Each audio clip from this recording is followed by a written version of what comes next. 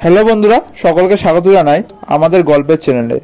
আজকে আমাদের গল্প রয়েছে বিদেশি প্রতীক, যেটি একটি গোপাল ভাঁড়ের গল্প অবলম্বনে তৈরি। চলো বন্ধুরা, দেরি না করে আজকের গল্পটি শুরু করা যাক। Let's start. বিদেশি প্রতীক। এক বিদেশি প্রতীক রাত্রে অজানা জায়গায় এসে পড়েছে। তার উপর বৃষ্টি ও ঝড় নামলো খুব জোরে।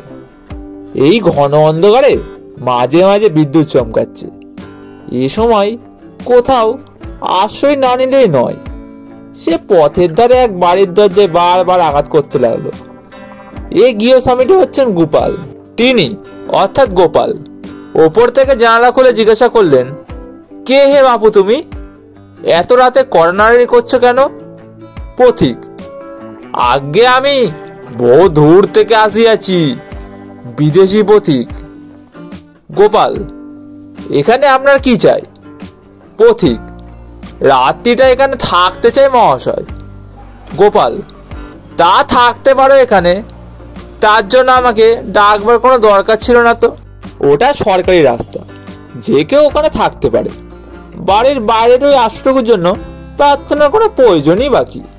না না, আমার কোনো আপত্তি নাই, তুমি নিশ্চিন্ত মনে থাকতে পারো।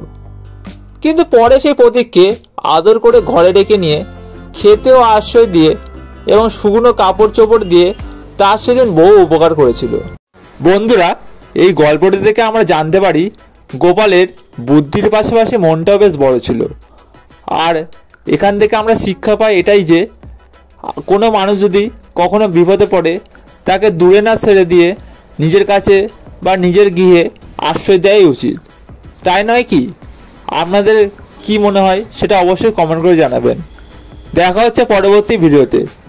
গল্পটি ভালো লাগলে অবশ্যই সাবস্ক্রাইব করে দিয়ে চ্যানেলকে শেয়ার করে দিয়ে আমাদের পাশে থাকবেন। ধন্যবাদ।